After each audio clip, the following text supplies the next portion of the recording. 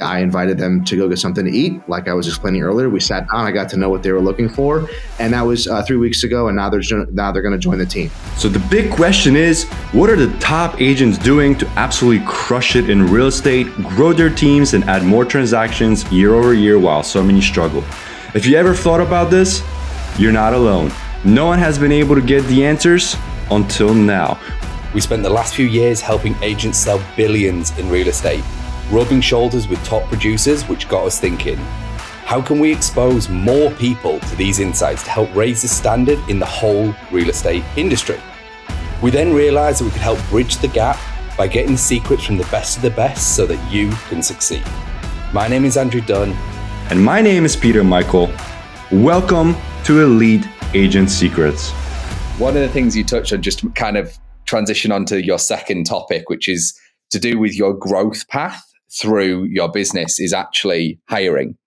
Now, I'm going to throw a Hail Mary out there and say your golden rule for hiring is every 30 deals, and we'll see if it comes true. But talk to us about hiring schedule, what that kind of looks like, who you hired first, and kind of walk everyone through that, because this is big shit. This is for everyone that wants to grow like a real estate business. You got to hire people. There's no other way. Yeah, and I love the fact that you guys are very straightforward on this show, and I'm assuming that most of the listeners appreciate that. So I'll just be very straightforward. Like, you actually, when I say you, whoever you are, that's a full-time realtor, or you're part-time, maybe you want to go full-time. Like, you suck at a lot of things, and you should hire around those things. And if you don't, you're doing yourself and your clients a disservice. So that's number one. Yeah.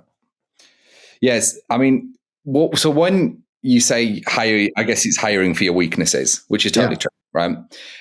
Where I think a lot of people listening, if they're in real estate and they want to be the realtor, most of their weakness is around paperwork. That's usually the bit that most people want to hire out first, whether it's a TC, or other jobs. It could be market admin. So what did your specific hiring schedule look like with regards who you hired and what point in your business did you hire them? And walk us through your team now as well. Yeah. So after about 3 years, I was completely strapped, couldn't do any more. I couldn't. I mean, if I made one more phone call at that time, I don't even think we started using DocuSign or anything yet. So it was still, scanning and at the office and that kind of stuff. As a matter of fact, I remember still faxing letters over to foreclosure sales. So, I mean, there was, you stand there for 15 minutes while the fax machine screws up a couple times. And so I couldn't do one more thing without it completely sacrificing my personal life and everything else outside of work. So I sat down and I talked to somebody who had been in the business a long time that had a staff and grew a successful team. And they said, if you're thinking about hiring because of a pain point, you're 6 months behind. Like, you should have hired 6 months earlier, because and obviously, there's no crystal ball, right? But the reality, the actual transition in from, oh my gosh, I can't do this anymore myself, I need help. You don't. Generally speaking, I've not met agents that start to flail around and try and figure this thing out until they're at a super strong, I don't want to call it a fork in the road, but it's either, look, I gotta get help, or I'm going to spend the rest of my life feeling like this, which is I can't do anything else. So I think that your 30 deals is close. I actually used 40, but it's not too far off. And that wasn't a plan. That was just like, if I could look back, at about another 40 deals, you have to get help. So I hired my first assistant after my third year in the business, and she started off as part-time. Quickly learned that this business just is not set up for a part-time person. And I'm not saying that they don't work. I actually have a part-time person on my team right now. There's a unique situation that makes it work. But generally speaking, if you're going to sell real estate full-time and you're hiring a full-blown assistant out of the gate, you are going to want to figure out, if you can't afford to pay them full-time, how can you do that? Or at least have a game plan to get them full-time. Because one of the challenges that I faced mentally was not necessarily how am I going to pay for this, but how much commission am I leaving on the table that's falling off the desk because I don't have help. Right. This is huge because this is this is basically the total reason. It's like when you hire an assistant, what we've seen time and time again, not exactly double, but it's usually about 2/3. You start like you almost double your production. So you're doing like 40, then you hire in a full-time assistant. Most people can get to like 60, 70, 80. And it's just them and an assistant and nothing else changes because all they focus on is lead gen and closing and the assistant does everything else. Yep. So they now get to, for most real estate agents, those are the two things, or the sales might just be the closing they like and they want to eventually get the lead gen done by marketing director or someone like that might be the next position.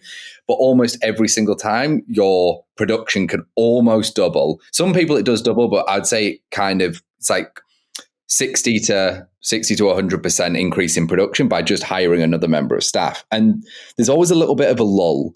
This is why I think you said hire ahead and you don't have a crystal ball, because people take time and like hiring can go wrong, right? And that's one of the things that I wanted to speak to you about is when it comes to hiring, what are some of the things that you look for when hiring? Is there a certain place you're looking for people? Is it always like referrals, friends of friends? Is it like, I know I do use job boards, but I've got a hiring process? Because this is something that a lot of people struggle with. It's finding good talent. I personally have an opinion on this, and I think there is a lot of good people out there. A lot of people just don't have great onboarding systems.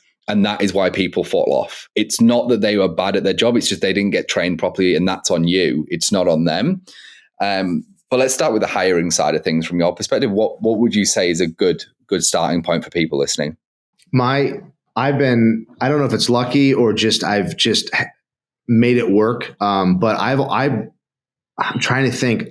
I think that almost everybody that's ever been on my team, from both an agent standpoint, like a buyer's agent or a listing specialist or staff, has come from people that are in front of me. Like I've sort of tried the whole like Indeed and the job, board and that kind of stuff. And I'm not at all saying that it's a bad thing. For me, what I have found is that, so a buddy of mine owns a company locally. It's not in the real estate business, but he has a ton of staff people. And him and I joke around about the fact that like, we're like the Indians in the movie Major League. Like we like the people that we find around us know what they're doing. And a lot of it is the coaching that we have to support them with. And like, it's kind of like the minor leagues. And if anybody on my team listen to this, hopefully they know I'm not comparing them to the minor leagues, but it's not like I went out and searched for like this A+ grade individual on a job site. Like I look and I talk to people around me about like, here's what I'm looking for. Do you know anybody? And sometimes it's a fit and sometimes it's not. And to your point, it's not, a lot of it is the onboarding and the expectation setting from us as to what their roles are and what that's going to look like if it goes kind of sideways. So I've just hired generally, like if they're in the industry, I have somebody that's coming over on the team next week. And they've been in the business for just over 20 years. And they're the main TC admin at a local real estate company. And they saw that I moved to EXP. They reached out, not necessarily for EXP, but just like, hey, what's going on? Shockingly, I invited them to go get something to eat. Like I was explaining earlier, we sat down, I got to know what they were looking for. And that was 3 weeks ago. And now they're going to join the team. So amazing. So when it comes to the onboarding and coaching side and setting those expectations, especially for people who are wanting to hire another agent. Now, this is obviously historically 90% it's a commission only role. When it comes to, say, a newer agent that you are coaching, training, do you have like a ramp up schedule? Do you ever pay them just during a training process? Because, some people do, like they understand that it's going to take, a month or 6 weeks and they're going to be doing very little work because training takes time, your time's limited. So some people give a little bit of money, like a base pay just for that period, but it's not for everyone. We hear obviously loads of people don't do that. What's kind of your approach to the onboarding? And is it just you hire great people so they hit the ground running and they're selling homes so they don't need it, or what does that look like? No, so I'll do a 30, 60 or 90 day, I'll call it a probation period. And it's not necessarily like a trial period. I'm not going to hire someone if I don't think it's going to work. But obviously then there's the next step of actually getting them into the role. And so I will pay them like a training pay. This is if they're staff and not selling. And then it's usually and that's usually hourly. And then that way there's no big commitment or any, crazy math that we have to do. And then once they're on full time, then I prefer to just have a salary, and then any other incentives that may come with it depending on the role. And that's on the staff side. Yeah. What about on the sales side then? Is that always just straight commission for you, or do you also do a training? It's straight. Well, I have incentivized agents with a draw, depending on the scenario. But I don't go more than 90 days on a draw.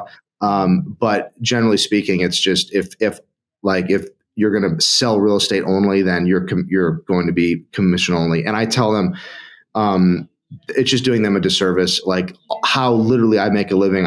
For now almost 15 years is I've had to wake up and go out and hunt and kill everything that I have. Yeah. So for them to hop on and get paid income, while I'm having to quote unquote struggle, or anybody else is, to go out there to like actually find the deal. So they need to cut their teeth on full, if they're new, flat out commission only. If they're experienced and they've already sold, let's say, 15 houses last year or something, like they know the gig. Yeah, they're already ramped up and ready to rock and roll for sure. So when you say draw, do you mean like draw against their pending commission or draw? Yes. Okay. Against either if they were new to the team, there wouldn't be any pending currently, because if there were, let's say they came from another agency, that other agency is going to collect the money right anyway. So for me, it would be against any future sales. Oh, and by the way, you might not have known this. We've already helped over 100 agents cross over $100,000 and up in GCI per year with our predictable and scalable systems. So if you're interested in learning more about our courses and coaching to help you scale your business to 6 figures and beyond, head over to go.eliteagentsecrets.com.